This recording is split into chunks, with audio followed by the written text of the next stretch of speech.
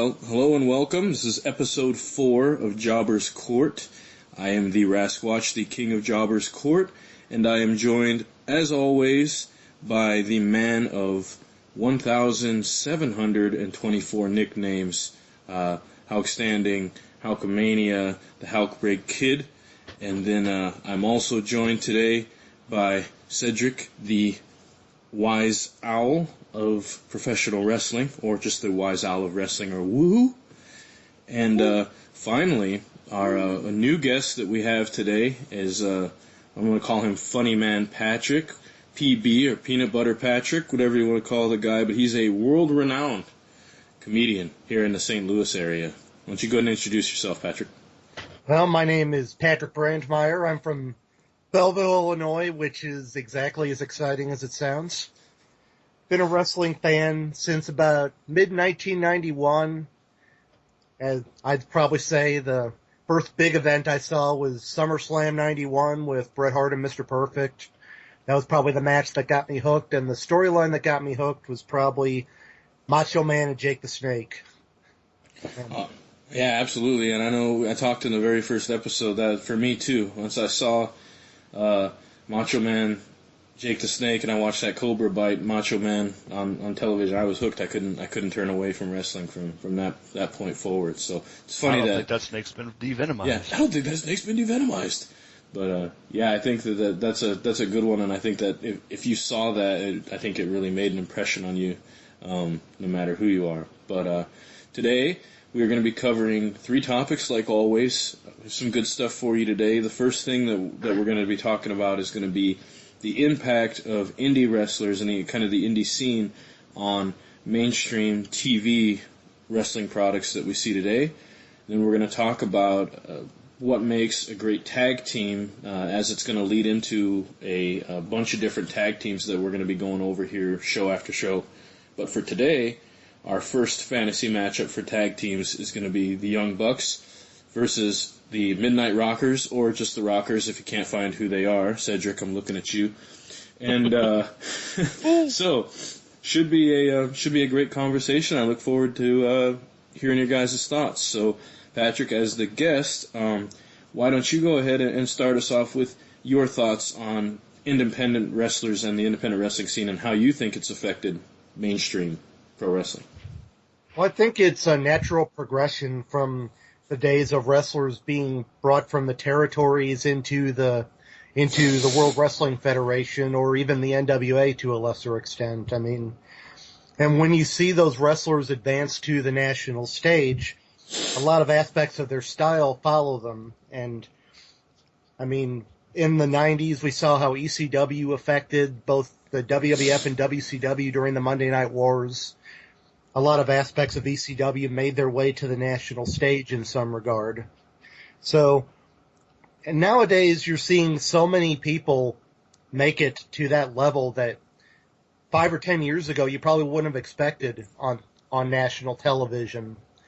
You're seeing like AJ Styles show up in WWE. You're seeing any number of people, Sami Zayn, Kevin Owens, guys that not that long ago probably wouldn't have gotten a second look for a variety of reasons. So, and I think part of that is the influence of Triple H, whatever you think of his on-screen character, or whatever you think about whatever the rumor mill says about him behind the scenes. It seems like he's genuinely a fan of a lot of different aspects of wrestling, and he does his best to try to incorporate that into the product, whether it's NXT or certain talent decisions on the main roster.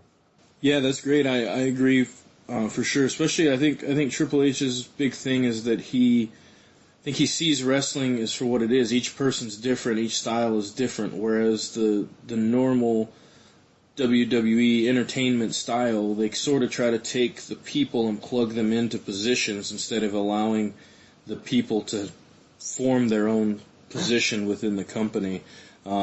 Cedric, what do you think? Well, first of all, welcome to Patrick. Yep. I love everything he said.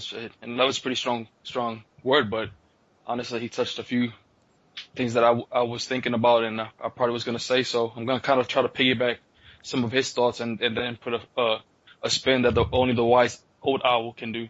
I agree with him. If really Triple H is the one calling some shots in the WWE right now, then definitely I can't wait till he actually takes full control. But be careful what you wish for, right? I read somewhere where at the end of the day, still Mr. McMahon makes those final calls regardless of if we're talking WWE or the actual NXT portion of it. And that's something that some folks have confused, but that's a whole different topic.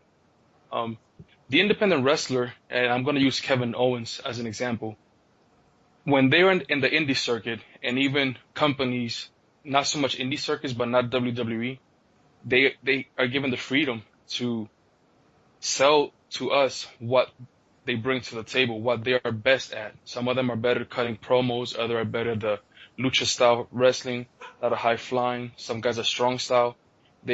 And some of these companies they'll use that. That's what they sell us. And based on the region, based on the type of fans that they're selling this product to, you can see the difference between someone in the WWE that might not like the whole fly style. They like more, I sometimes call it the watered down version of a indie wrestler when they finally make it to the major roster or main roster, versus when they're in the indie circuit. In the indie circuit, they interact much more with the crowd. We saw that in Kevin Owens in the Royal Rumble when he did his whole putting the chairs a certain way, just relaxing, waiting for Dean Ambrose, or talking to the commentators, or just yelling at Dean Ambrose, "Hey, I hate you." So that's a style that is very common in the indie, where the fan almost becomes that fourth person in the ring. You have the two wrestlers if it's individual, and the ref, and then the fan is also part of it. So we're starting to see that a little bit more in the main roster, because we can definitely see it during NXT, especially when they went overseas, when they were in England. You could definitely see how the wrestlers played off of the fans and vice versa. So I think it's really important, and we're starting to see these younger, or not so young, but smaller, lesser build, but more athletic type of wrestler coming from the NXT, and it kind of gives a little bit faster pace in the ring. I'm pretty sure it's a computer gamer programmer's worst nightmare, because you only have so many buttons on the controller to have these many movesets, but it's definitely different, and I know it's not appreciated by all, but definitely appreciated by me. Well, I think talking about kind of what you're getting into, I think that honestly today's product could slow down a little, to be honest. I think they move so fast that sometimes it is hard to sort of tell the story, because they're going 200 miles an hour. That's what, when we talked on the last podcast, I talked about how the Divas matches, although a little bit slower, the ones that they've been putting out there have had more of an old school feel. You do see a few of the holds and that actually being applied and that in those matches, and there seems to be a little bit better psychology as of late in those types of things. And I think that guys like Owens and that move at a perfect pace. They're not too fast, not too slow, and I think that that's sort of what sets them apart right now from some of the other people's the pace that they're willing to work at. Dr. Haukenstein, how about you? What do you have? Well, I also want to say welcome to Patrick, and he's got a very good point, and I'm going to piggyback off that, so to speak, when he was talking about the territories. And one thing I really like about wrestling today versus, probably 10, 15 years ago, is that with the beauty of social media, YouTube, and just the internet in general, you don't necessarily need a TV deal to get seen. And that's what I really like about some of the indies, is that I'm up here in the middle of Alaska, where the closest indie promotion is a 10-hour drive during the summer. So I really don't have the ability to go out and see a lot of these cool shows, but thanks to the internet, I can see people like stuff on PWG or Evolve, or some of these other brands, 2CW, where they're just in a high school gym, but they have a video camera and they can put it online.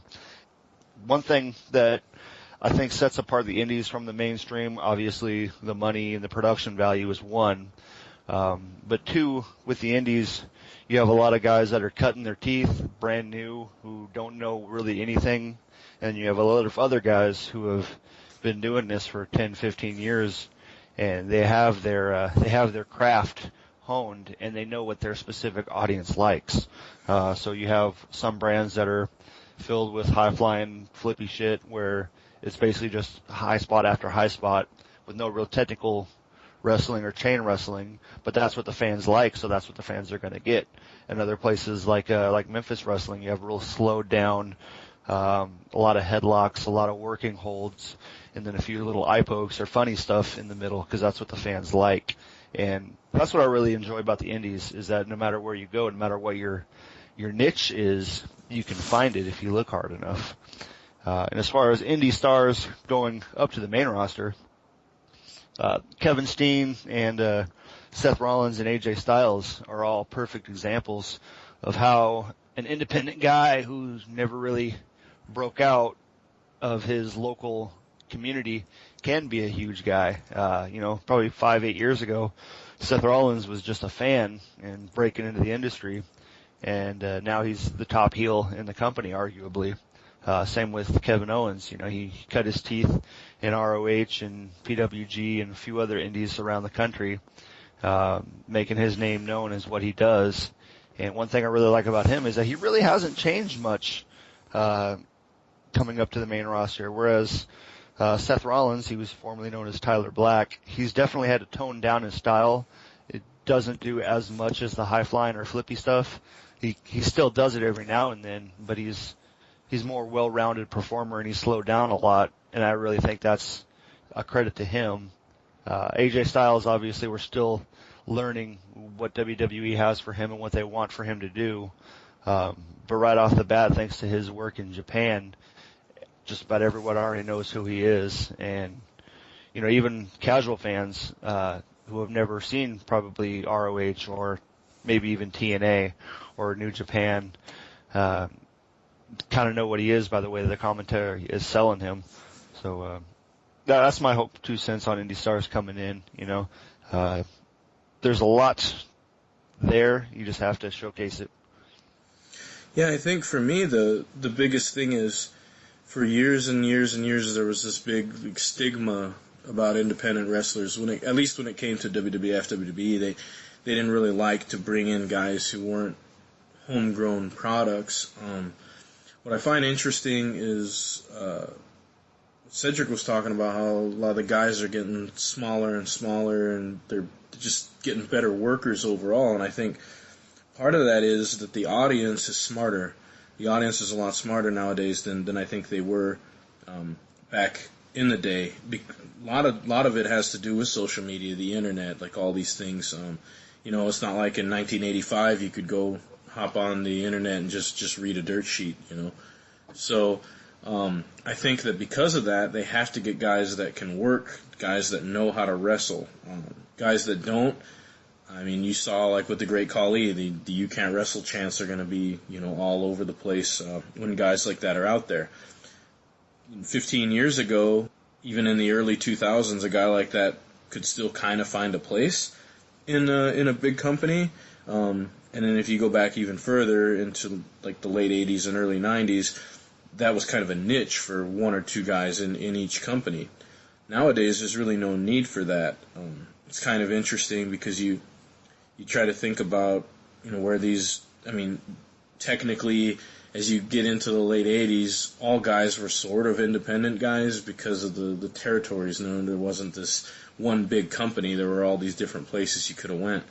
So really, I sort of look at the indie wrestlers and say, okay, these are the guys who I think you can use to build a company because they're self-made stars who have already been working on a gimmick, who have it down, who understand like who their character is, what they're supposed to be.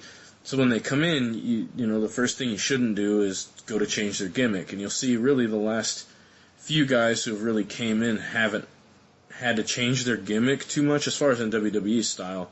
They haven't really had to change their gimmick too much. It's mostly just been changing their style, having to be more entertaining and work more of the entertainment style as opposed to what they were working before. And That's still a hard transition for anyone to make, but I look at this as being sort of progress, and it reminds me a lot in a ways of when wrestling transitioned in the mid-90s from the big giant steroided monsters to Shawn Michaels and Bret Hart, being the forerunners of the business, and a lot of that happened just because the business had to change, and they went away from this model of giant guys to these smaller wrestlers that could just really put on a great match.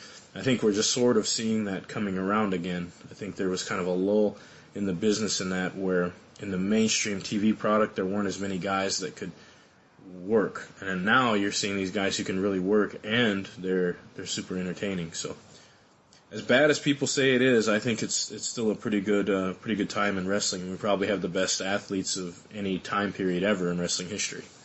Yeah, I mean, in WWE, the in-ring product is about as good as it's been at just about any point in its history. You look at the sheer amount of talent on the payroll, both in terms of WWE and NXT, and it's kind of hard to put it into words as far as how much TV time they have and how best that they put it to use. I mean, you see a lot of the same people in the spotlight on Monday Night Raw or wherever, and I think that's part of the frustration that they maybe don't show enough variety on Monday nights as they could, and that they have a lot of people on the roster who just flat out aren't doing anything. And I realize it's not always an easy thing to manage so many different wrestlers at one time, but when you have that much TV time available to you, and most of the people I talk to about Raw have the same complaint that 3 hours is just too long of a show, that you get burned out on that long of a show. And I just don't know if they're managing their time as well as they could, I guess. Yeah, I can see that too. And we talked about that, I know, on a previous episode. And I still would just love to see the first hour of Raw instead be NXT TV. And then it leads right into the 2 hours of Raw. That's same company, a little bit different style of product, but we'd see these kind of up-and-coming, either that or established stars that are helping out the young guys on that particular program.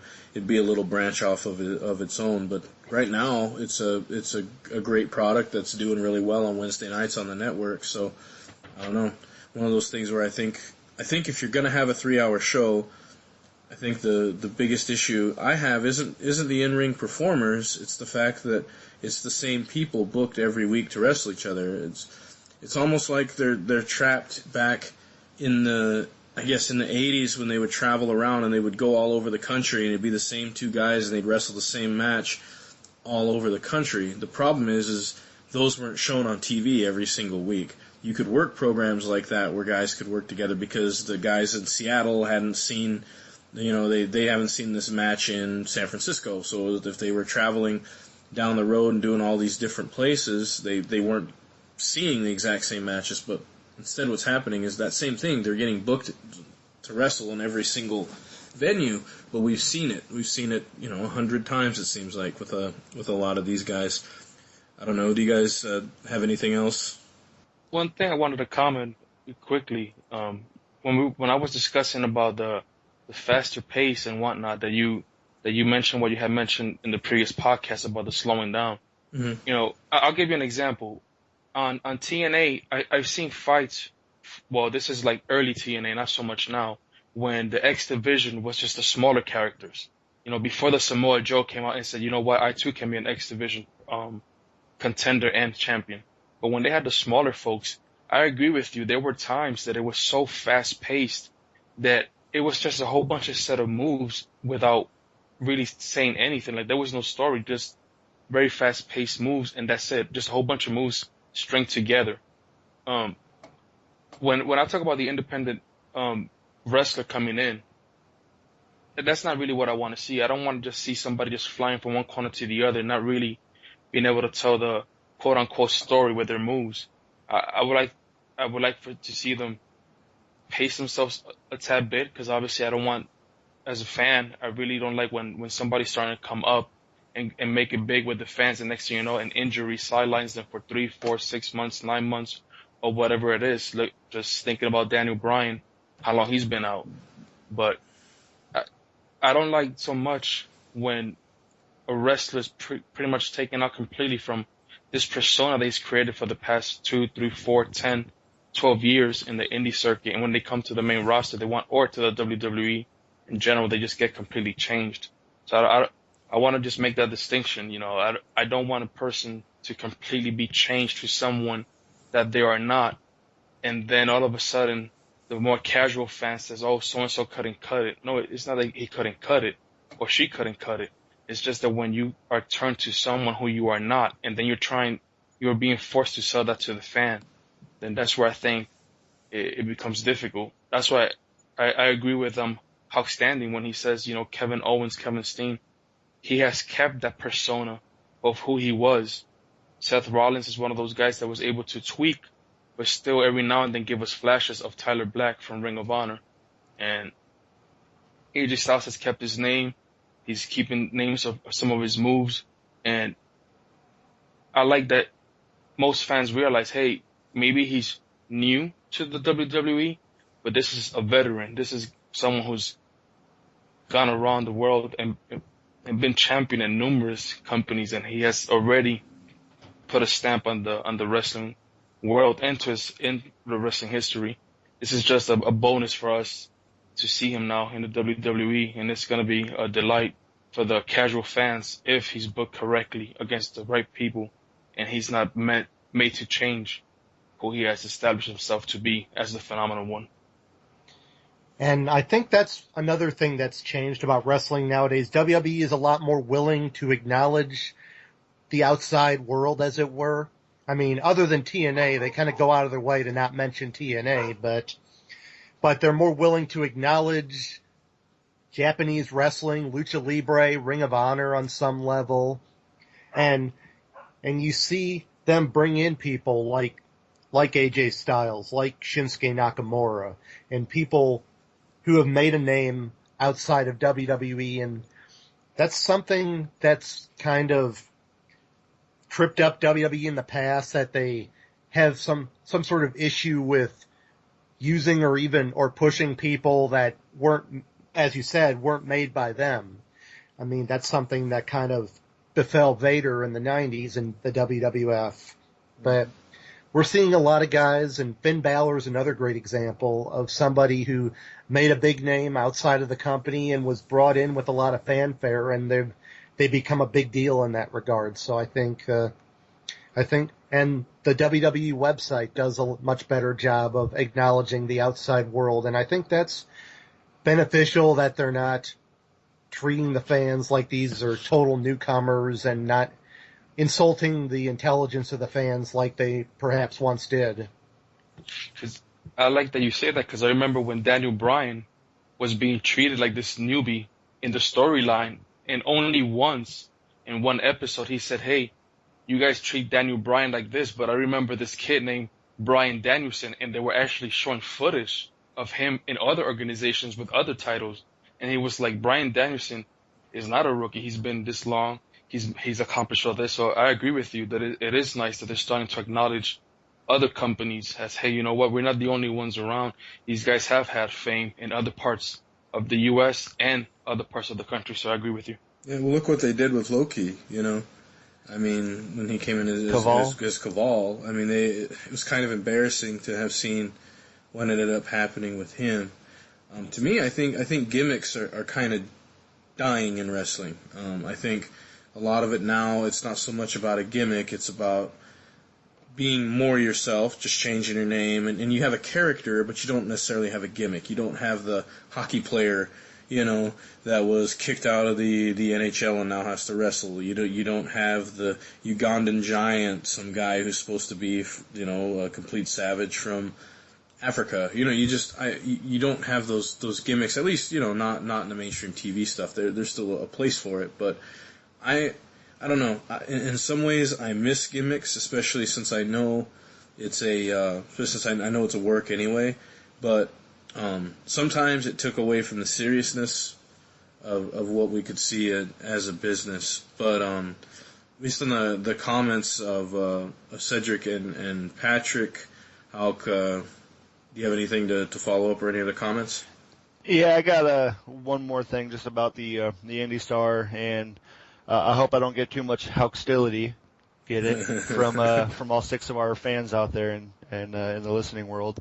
But I'm going to name 2 independent wrestlers, and my views on them as far as potential to make it to the big time, to make it to that WWE, and this is obviously arguably so. But the 2 guys I'm listing first is AR Fox. You guys know who he is?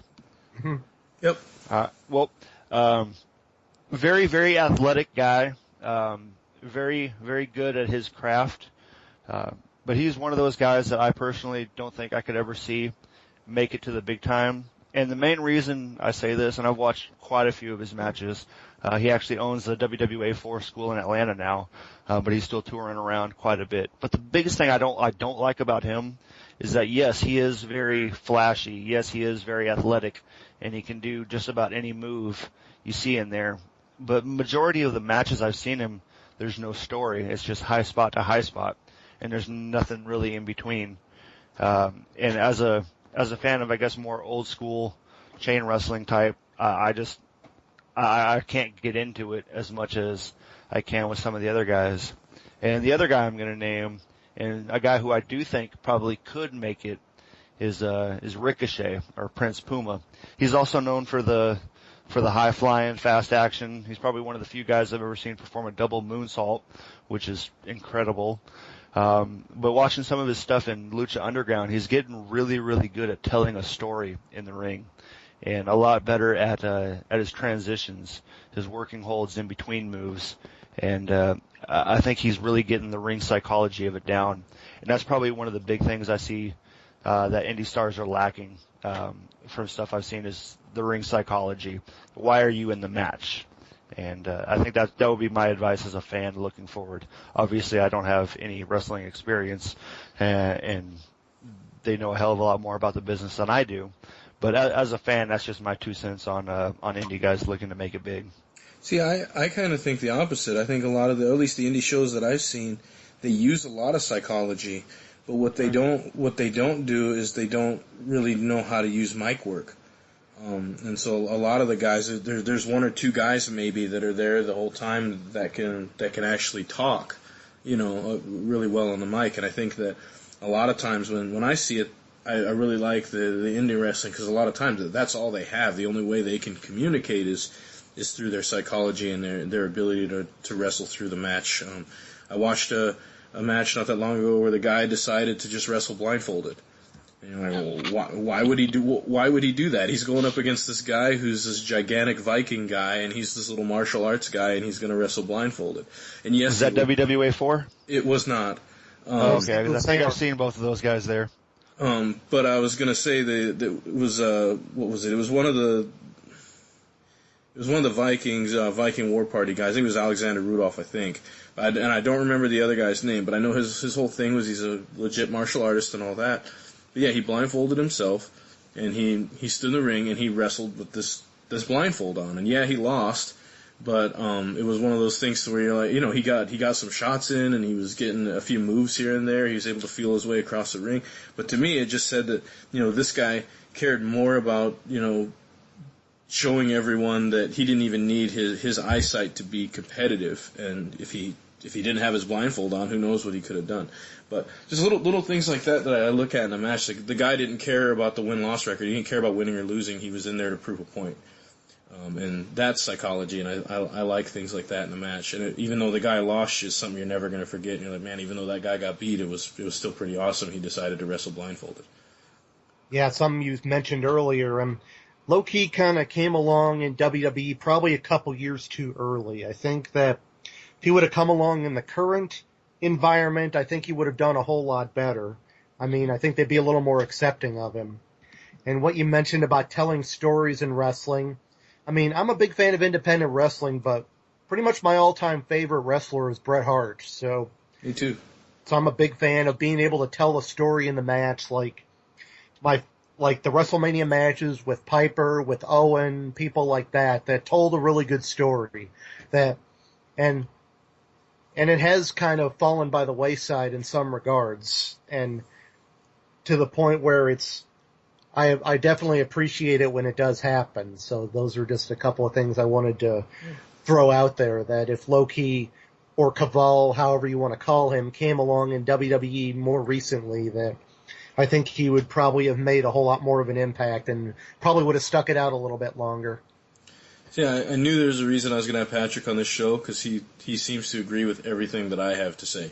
So that's why. Okay, outstanding. We got to pair up a little bit.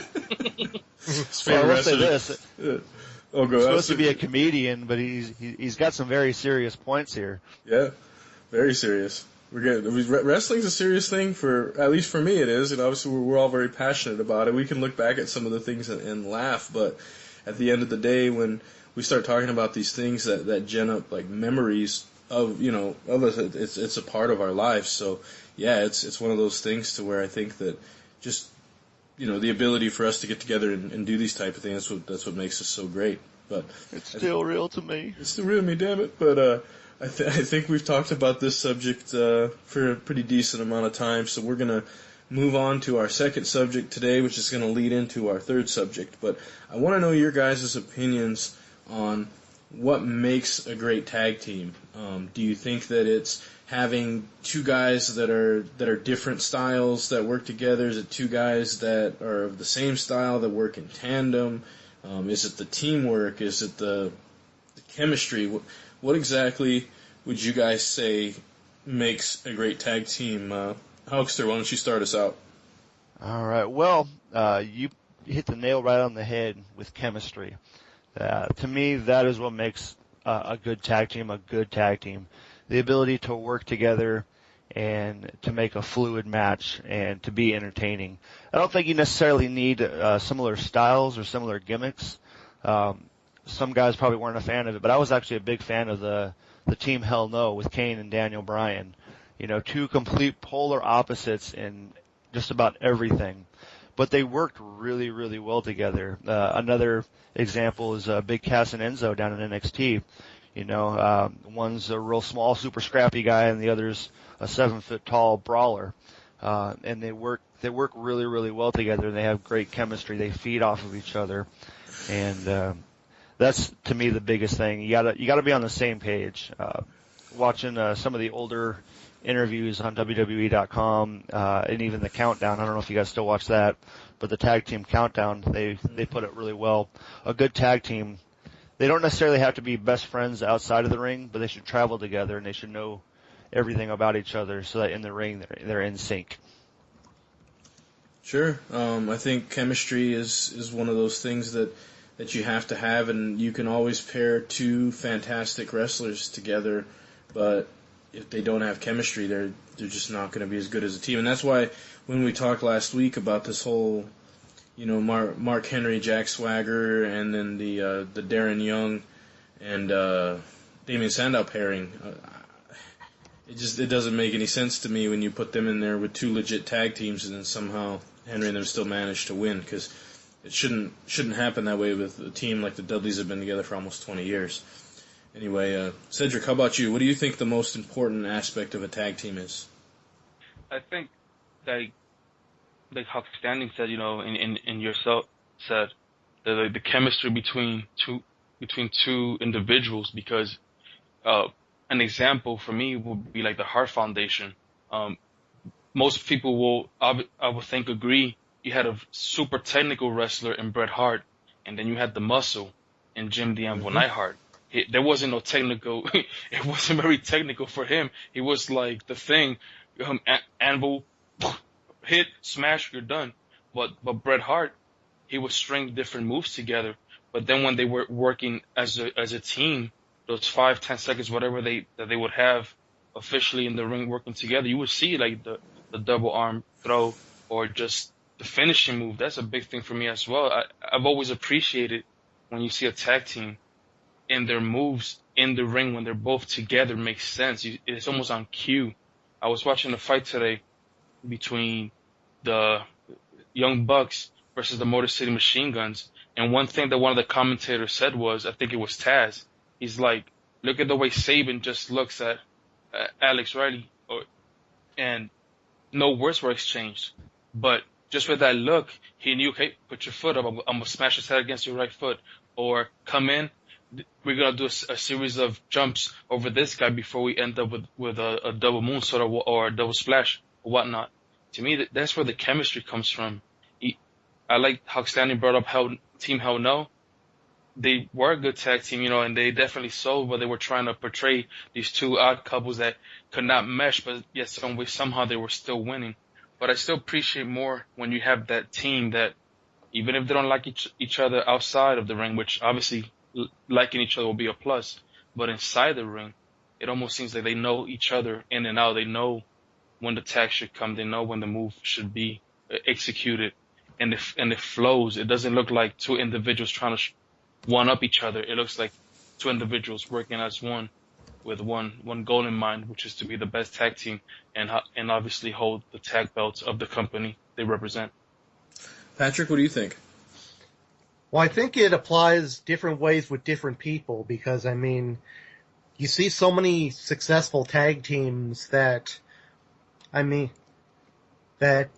work well together for different reasons. I mean, you look at the Hart Foundation where you have the technical style of Bret Hart working together with the sheer power of Jim the Anvil Neidhart. You have the Rockers, who were very similar in style. You have Hell No, who are two totally different people.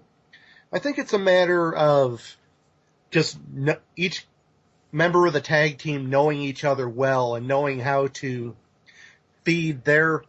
mesh their repertoire with the other guy so that it flows well together within the context of the match.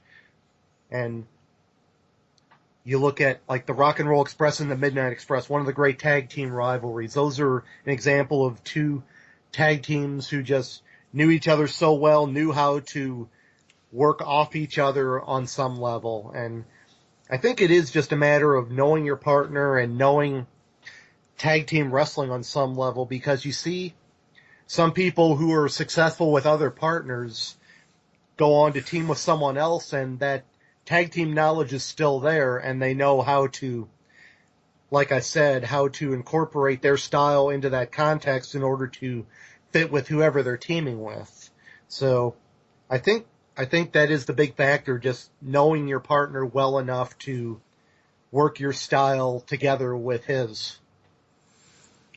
Yeah, obviously each use basically, combine teamwork and chemistry, which makes obviously complete sense. We're talking about tag teams. It's a team, no matter what, in what sport, whatever you're talking about. If more than one person has to accomplish something, it has to be done through teamwork. I honestly believe that what makes a good tag team is their opponents. And I think you brought that up a little bit, Patrick, but I think that a tag team can still only be as good as the guys that they're working with, because you have, instead of just a guy one-on-one and they're in the ring talking to each other, that guy's partner and the other guy's partner standing on the outside got to understand what's going on the whole time too. And that's why you see certain tag team rivalries and certain ones where they just instantly click and they know how to bring out the best in one another. I mean, unless you're working like a tag squash or something where it really doesn't matter, I think a lot of it really depends on who you're working with. I'm a proprietor of styles. I love to see how styles mesh together and how they're able to use them. For instance, not a lot of people were huge fans, but I actually really like the Headbangers, like back in the the early 2000s, I think in late 90s. But what I loved about it is they were so similar in style that it was like just a never-ending cycle of wrestling the same person, except for that person is fresh. So, every time they tag, it's the same style. That guy tags in and you're still wrestling the same guy. So I could see that if I try to think of it from a psychology perspective and you're on the other end of the punishment that you're taking, it'd just be like a never-ending cycle. Or like if you were wrestling Demolition, those guys both did the same things. They had similar move sets. They just beat you up. And it would just be like a buzzsaw, just over and over and over again. These guys are just beating you up and they're never getting tired, and it's like just wrestling this is one big hulking wrestler that just continues to come in and out of the ring. So I've always been a proprietor of having similar styles just for, I think, the psychology of it. Although I would still probably tell you that the Hart Foundation is my favorite tag team of all time. But again, that's more a Bret Hart thing, I think, more so than anything else. Road Warriors is another great example in that regard of two similar guys teaming up. The two big powerhouses. Sure. I think the only difference there, though, is that Hawk was definitely like athletic, and he could still move, and he was fast, and he would do some power moves, but his power moves were also done with precision and speed. So you'd see him doing a lot more of the running style attacks and the running style offense. And then when you put Animal in there, good Lord, like once Animal got in there, it's like it's like there's nobody stronger than this guy when he gets in the ring. And so even them, I think, had they had a slightly different style, same premise, just went about it slightly differently. I think Hawk was a lot smaller than Animal as well. So I always look at those guys as being unique because they both used power moves, but they used them very differently from one another. It's almost like the Steiner brothers.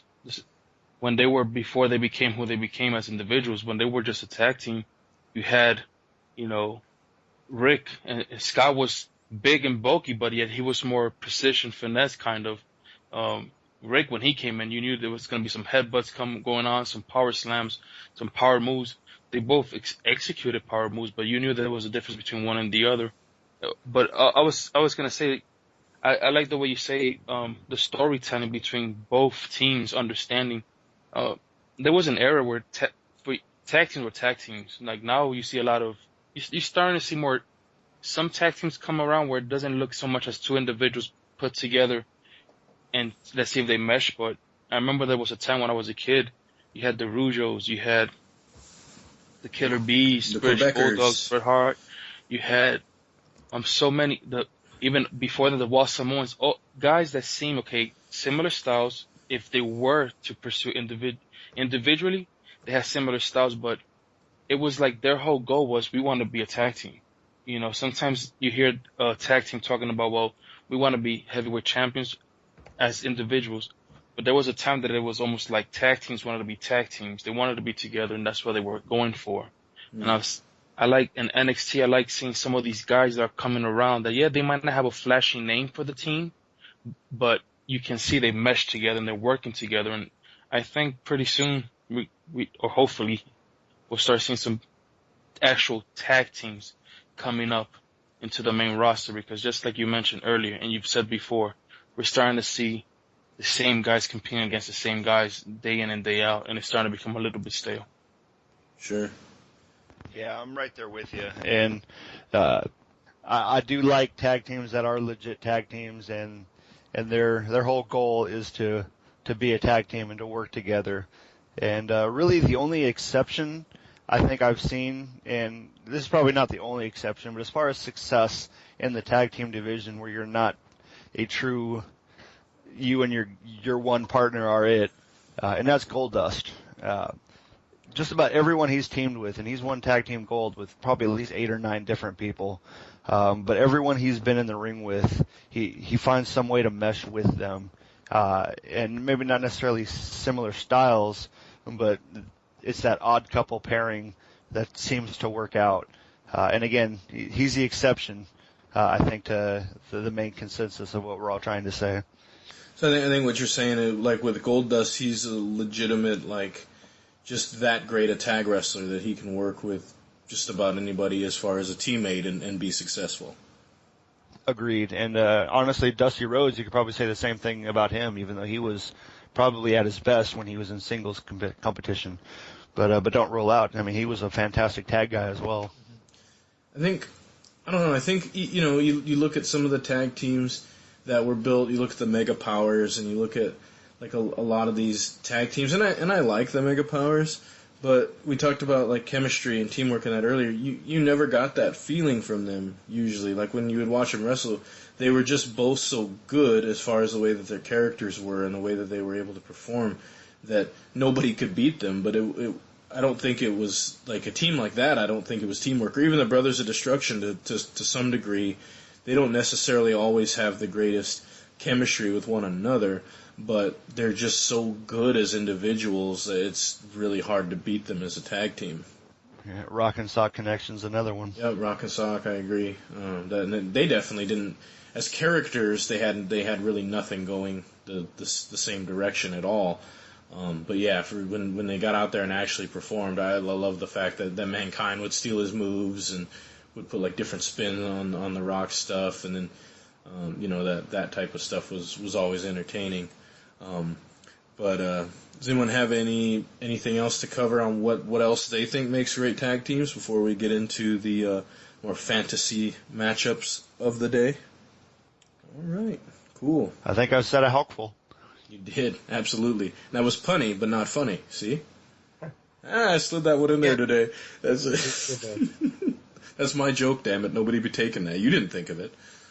So, the final part that we're going to cover today is we've kind of decided to start kind of a pseudo tag team tournament, and today's going to be the first day of it. And what we kind of wanted to do is we wanted to take some newer tag teams and then match them up with an older tag team that we felt had a similar style or similar methods in the ring.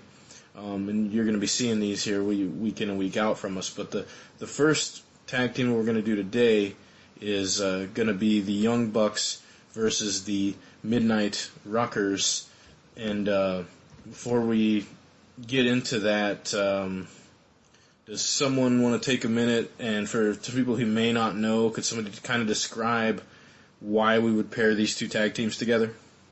I'll take this one. And to me, I think this is a great matchup because you have the Young Bucks, who are the rock and roll big stars, big superstars, don't give a poo kind of attitude, and you got the Midnight Rockers, who were the party boys of the late '80s and maybe even early '90s. I'm not sure how long they actually stayed together or what year it was when they broke up.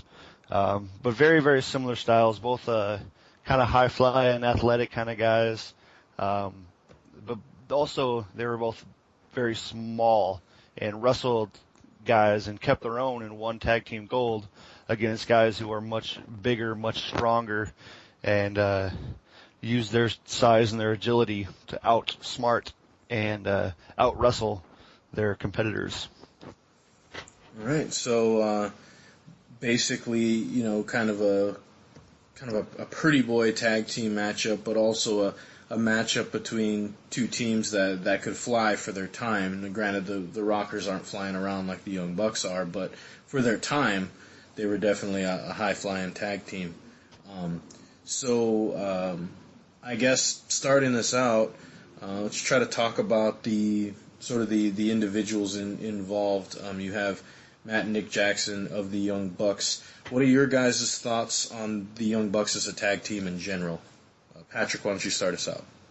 Well, I first saw them I believe, on Ring of Honor television back when they were still on HDNet, I believe. And at that time, they were pretty much the high-flying, fan-favorite tag team. And that was what they were known for, those eye-popping aerial moves. And another team they've been compared to, obviously, is the Hardy Boys. So that's another comparison that they've had. But more recently, they're a little bit better known for turning and having that rule breaker attitude, for being part of the Bullet Club and using those mannerisms. And they've kind of turned it into, I guess I'd call it meta, that they're aware of the backlash they get from certain people who are more old school in philosophy, and they kind of go with that and are purposely flashier than they need to be in order to kind of fan the flames, so to speak.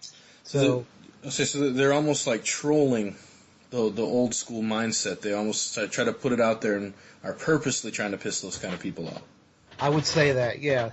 And that's probably the main difference between them and the Rockers, that the Rockers were, as far as mainstream audiences are concerned, pretty much always the fan favorites, whereas the Bucks are nowadays probably better known as the heels.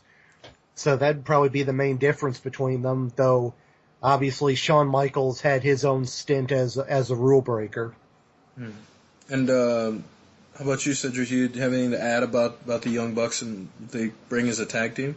Yeah, just a tad bit. Like Patrick was saying, it's funny he mentions that their heel mentality, or almost they're like going against the establishment. I was in preparation for today's podcast. I was looking at an interview they gave where they discussed their WWE tryout eh, on the NXT side, or just a WWE tryout, recent one, and they were so happy about the fact that they came in and breaking their code of the dress code. They were so happy of that they already had in mind what they were going to do and how they were going to do it, and they just found it like funny to just be those guys, and for them they felt that's the way it should be.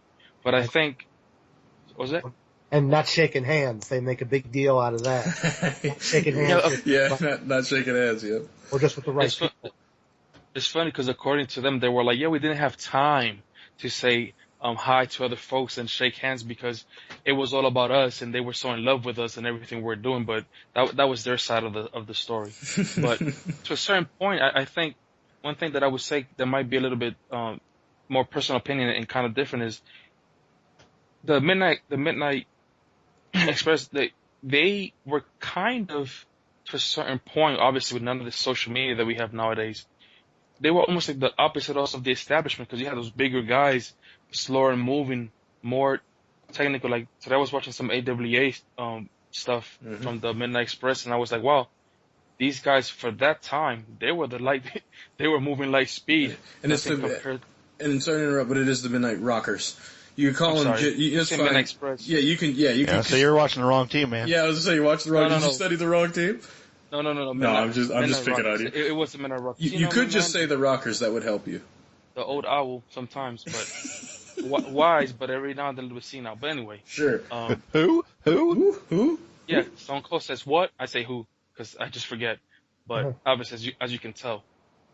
But I was watching them, and they were fast for their time, just like Patrick said.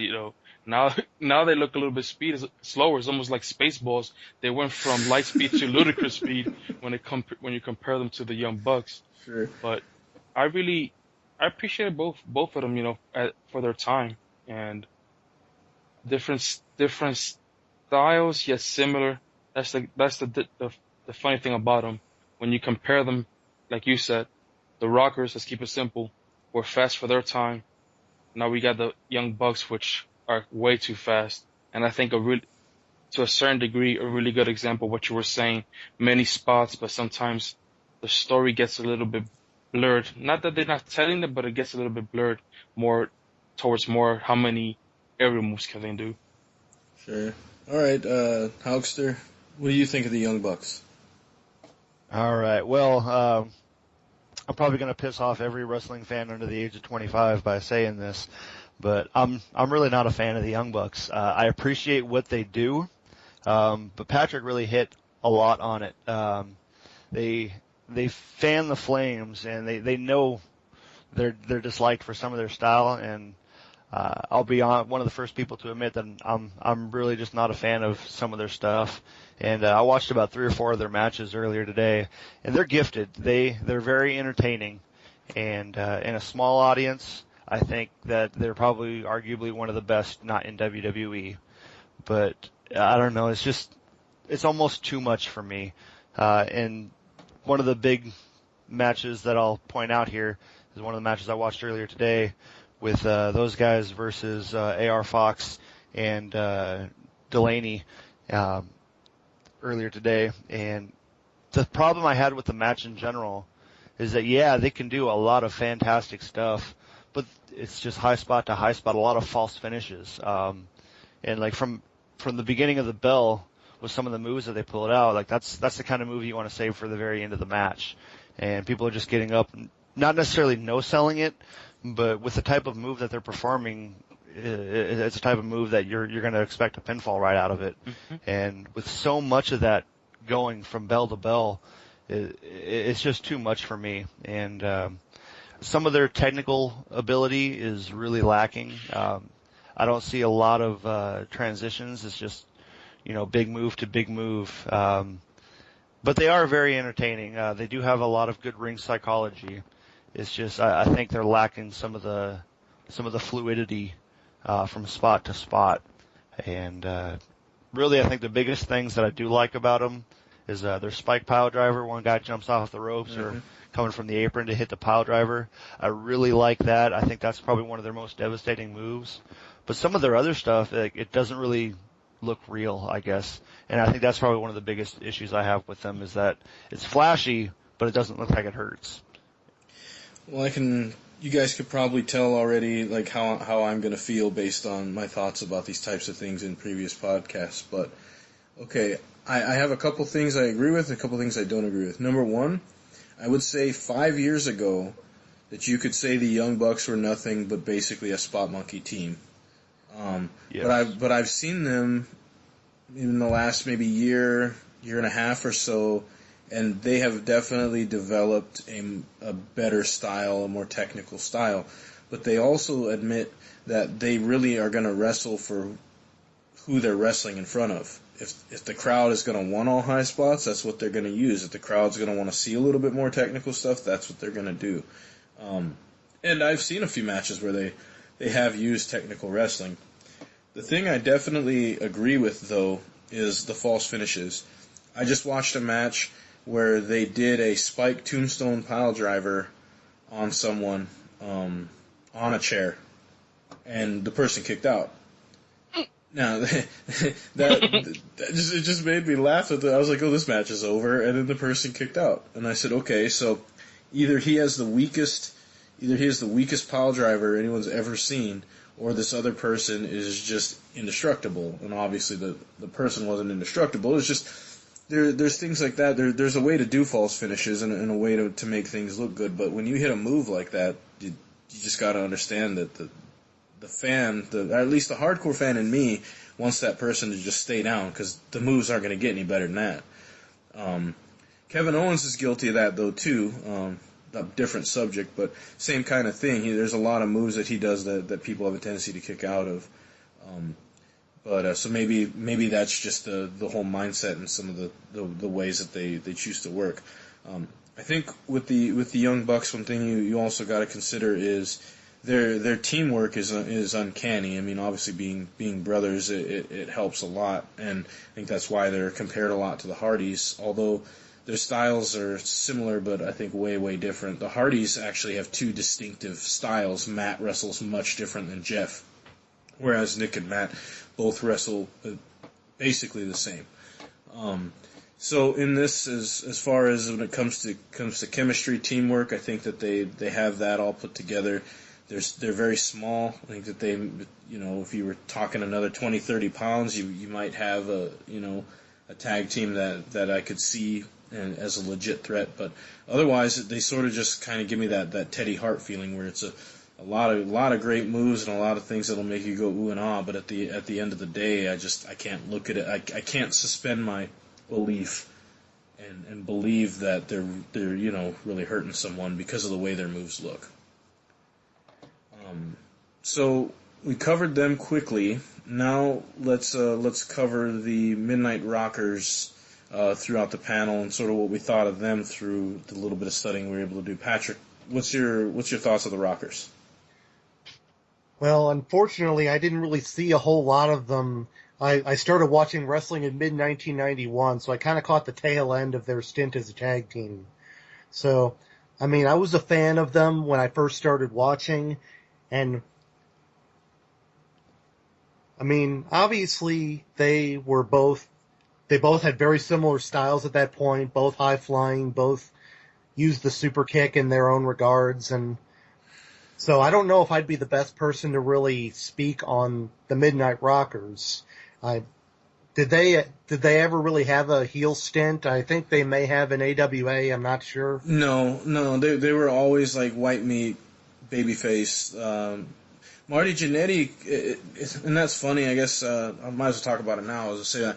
It's funny because if you watch the AWA stuff, Marty Jannetty was clearly the star of that tag team. And AWA was really pushing Marty Jannetty, and they did an interview with Marty, and they said, hey, Marty, what's your plans for the future? It's him and Larry Zbyszko, and And Marty says, well, everybody wants to win the world title. He's like, but I'll be the first to tell you I'm not ready for that yet. So what I want to do is I want to form a tag team, and and I want to be a tag team champion. And so he was sort of the one that was bringing Shawn Michaels along in the beginning when this whole tag team was formed. And I think when you initially saw them, you were like, man, that Marty Jannetty's gonna be a star. And then it completely flipped on him. They never were heels. Okay, you had to wonder if Jannetty didn't have his personal problems, whether or not he could have, I don't know if achieved the same sort of heights as Shawn Michaels, but at least been a major player in wrestling. I think so, because even if you watch his stuff as a singles wrestler in '93 when Raw was first debuting, they would have him on from time to time to come wrestle. And I got to watch a match with him and Doink, and it was actually really amazing. And for that time, those guys just tore it down. They wrestled for half the show, and they were so good. The following show, they wrestled again, and it was still a very good match.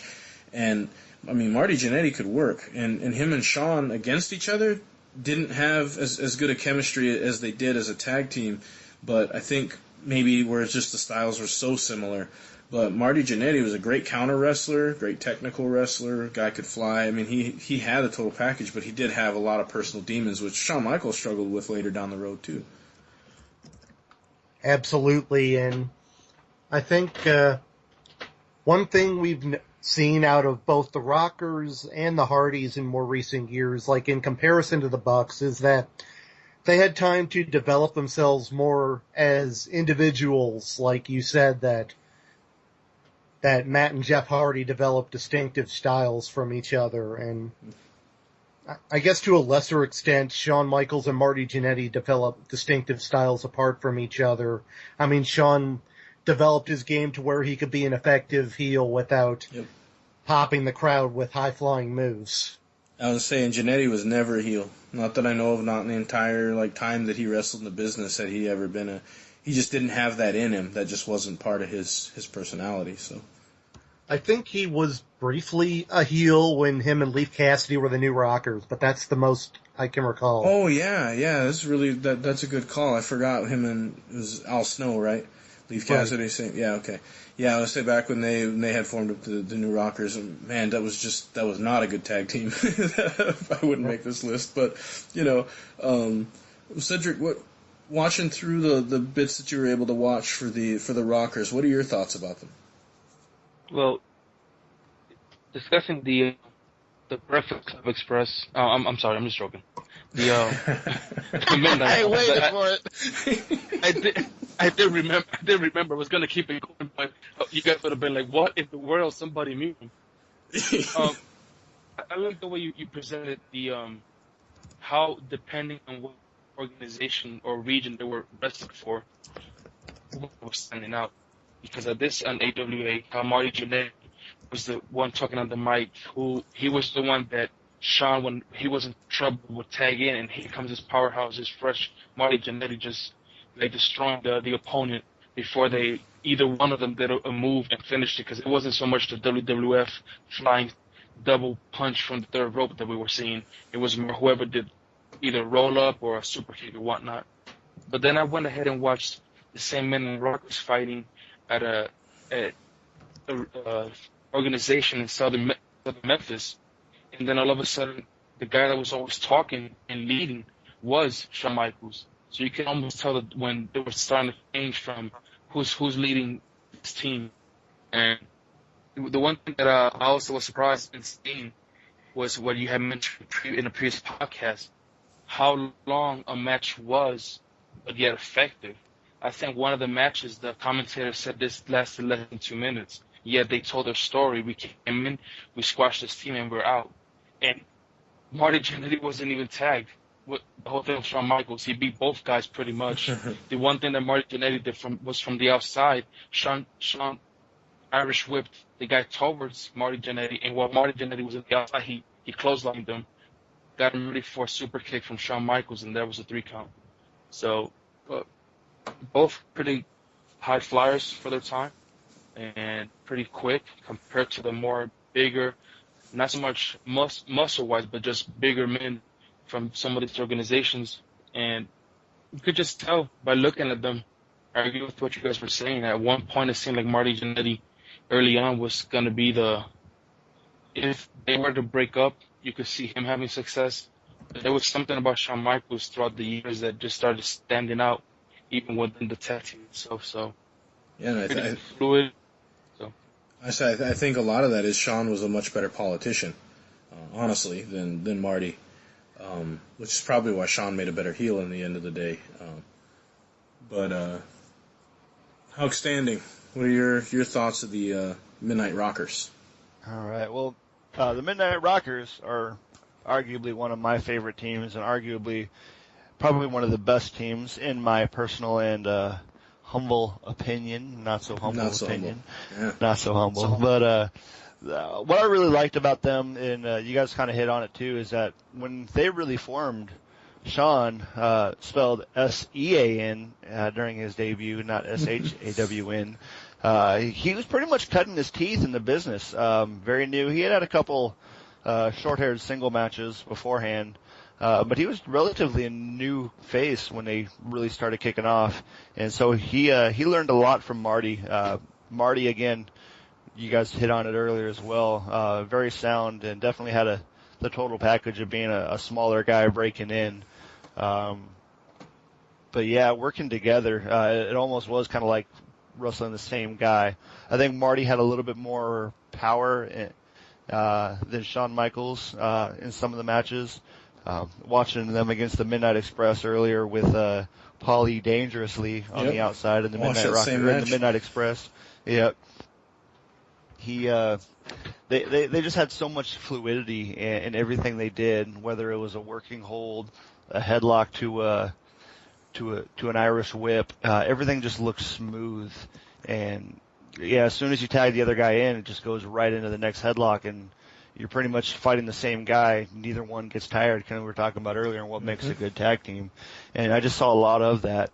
And yeah, I talked about like the flippy stuff and the high flying. Sure, it's not necessarily the craziness that you see nowadays, but you would still see Marty Jannetty, hopping off on the ropes, jumping from his feet to his hips, and then doing into an arm drag. And at that time, unless you were watching Mexican or Puerto Rican wrestling, you probably didn't see that. And that's one of the main reasons I really got into Shawn Michaels as a fanboy, to see both of them working together.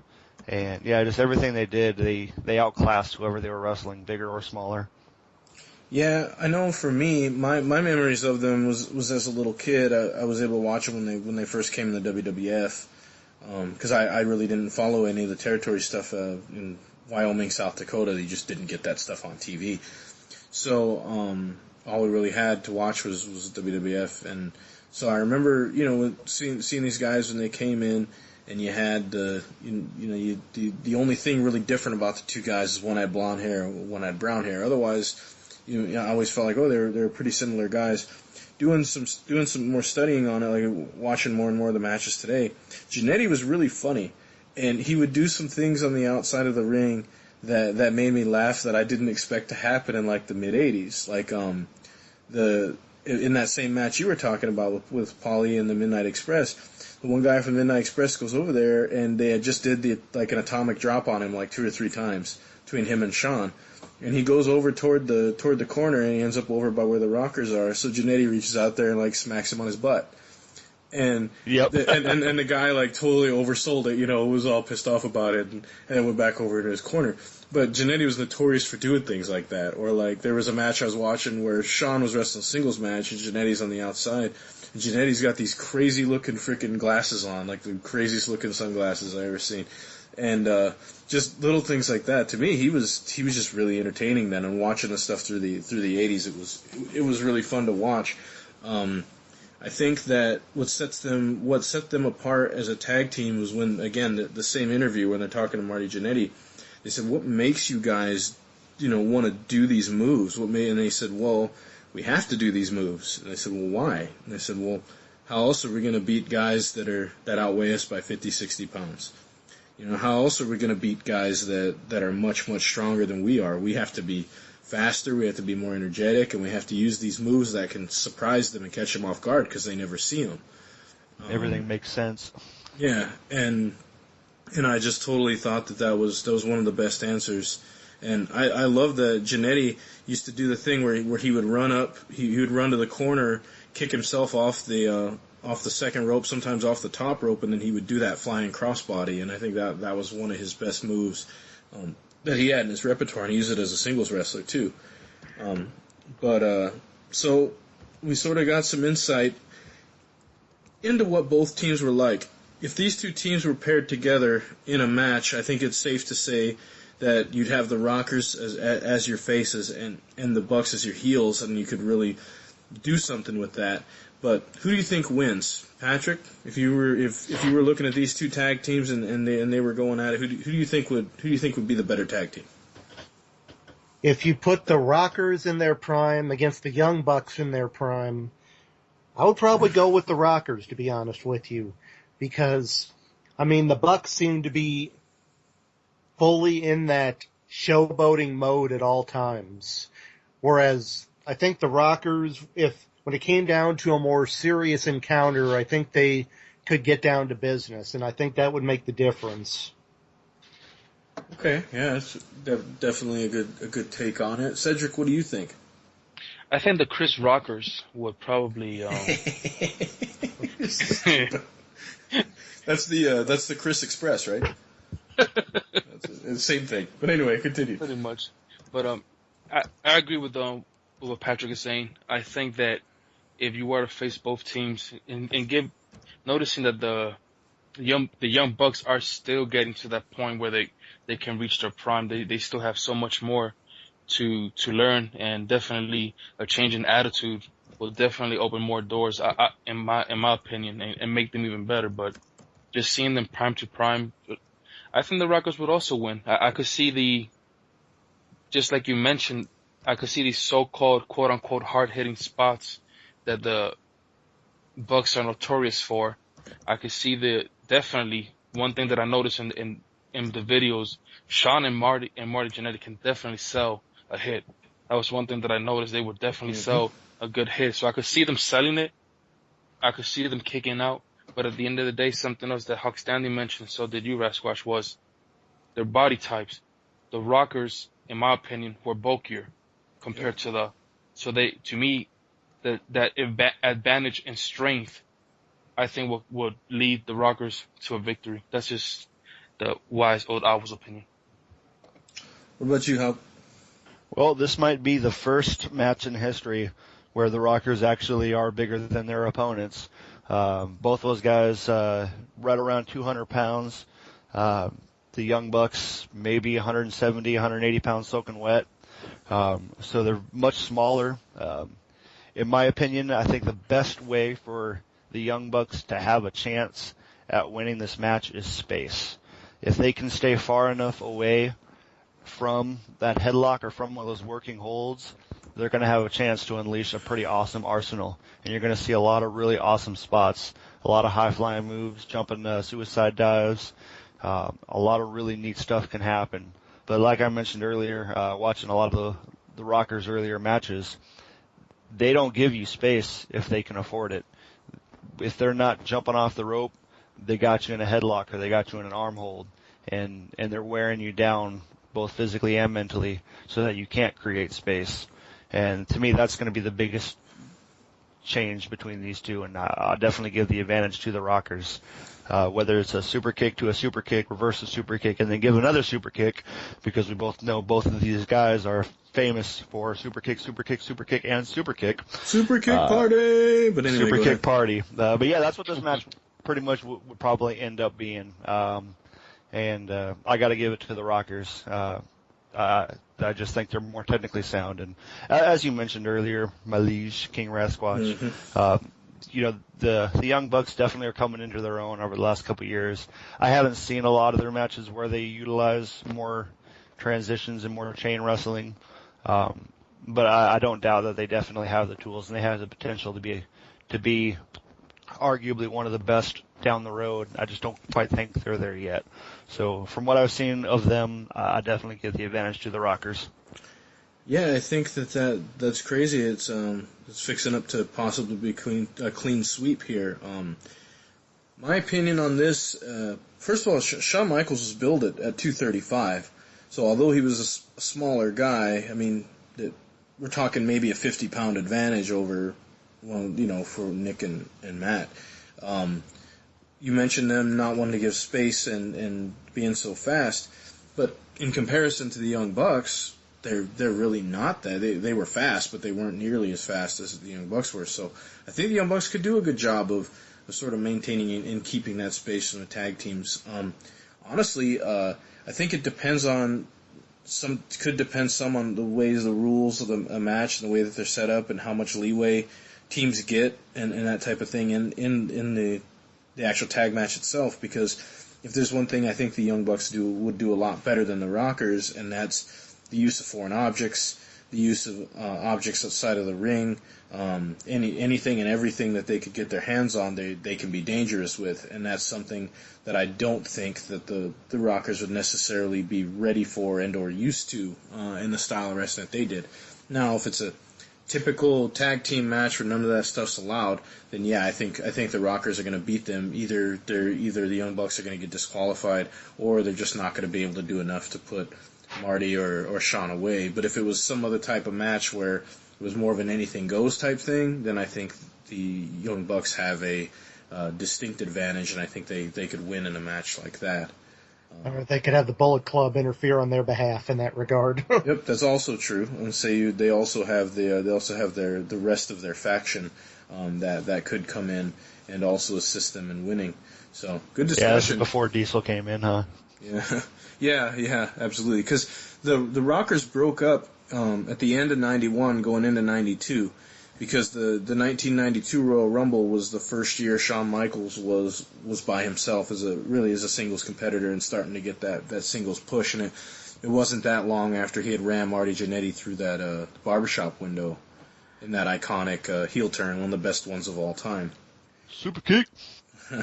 But it was a crescent kick back then. Alright. But yeah, this is a great discussion. And do you think any of your opinions have been changed by anyone else's discussion? No? Not so much changed, but you got each one of you brought something to the table that puts things into perspective. But one last thing that I'll mention about the Young Bucks, I watched a match between them and the Dudley Boys for the 2CW's championship, where after so many spots and after so many moves, they just ended up winning with a roll-up.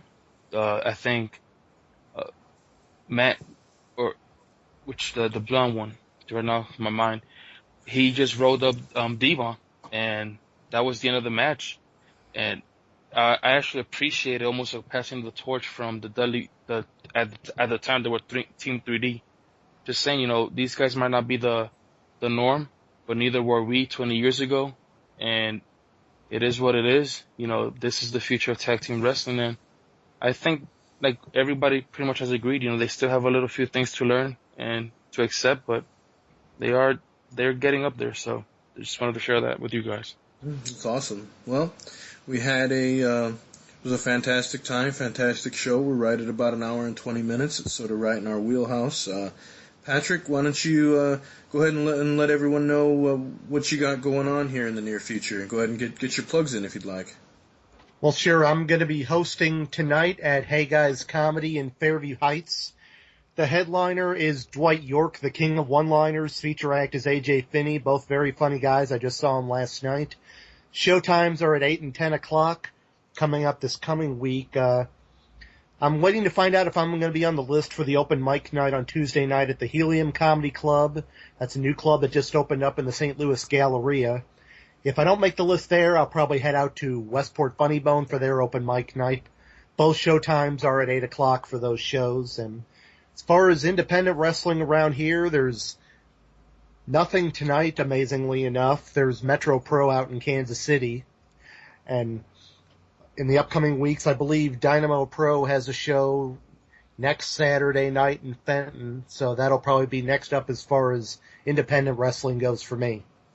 And if somebody wanted to take a look at how funny you were and a place to see you do your stand-up comedy. Is there any way they could do that? Well, they can look me up on social media, either Twitter or Facebook at PatrickAB7. You can punch my name into YouTube and come up with a couple of comedy clips that are on my YouTube channel. Just my name, Patrick, BRANDMEYER, and you can come up with a couple of recent clips of my stand-up comedy. Well, it has been great having you, and it's always nice to have someone that's knowledgeable about the professional wrestling business, and we've definitely enjoyed having you on the show with us. I guess until next time, this is the Rasquatch going to be signing off for the wise old owl of professional wrestling, Cedric Cone, and the man of 2,642 nicknames, Lee. I'm going to have to write these down. Yeah. Have an outstanding day, and we hope to hear listen again. Again, fact check us, give us some feedback, tell us what you think. Till next time, court's dismissed. Jobbers Court presents Blooper Reel. Should be fun. We do need a good nickname, because without a good nickname, you can't be a part of this. St. Patrick. I had it already. I was going to call him Funny Man Patrick. I mean, he is a comedian. Yeah. I don't really have anything like that. Most I have is just going by my initials, PB. I know a couple people that refer to me like that, so. So like peanut butter. Peanut butter Patrick. Butter. Something like that. Well, Peanut butter Cedric time. Peanut butter Cedric time. I'm going to make sure everyone knows that you're a world-renowned comedian. Well, half of that's right. I'm a comedian. Well, I figure it goes one of two ways. Either you're super funny, right, and it blows everybody away, or if you're not, then it's kind of one of those nicknames where people are like, oh, I get it. It's like a reverse nickname. I'm in this division. Oh, he did it again. We've lost him. Uh-oh. Oh, this happens every episode. I gotta edit Come it out. back to us. He's in a fit. Finally! Sorry, I was having some issues with my house computer again. You were the worst. And you made fun of my. Anyway, continue. Yeah. Cedric may be the wise old owl of wrestling, but I'm the old man when it comes to working anything electronic. My bad. I swear to God, you're the least computer literate person I've ever met. Yeah, I don't even own my own computer. That's how bad I am. But all right. So as I was saying, funny time is over. So now please enjoy a song called Pearl by the Medieval Babes. They're pretty awesome.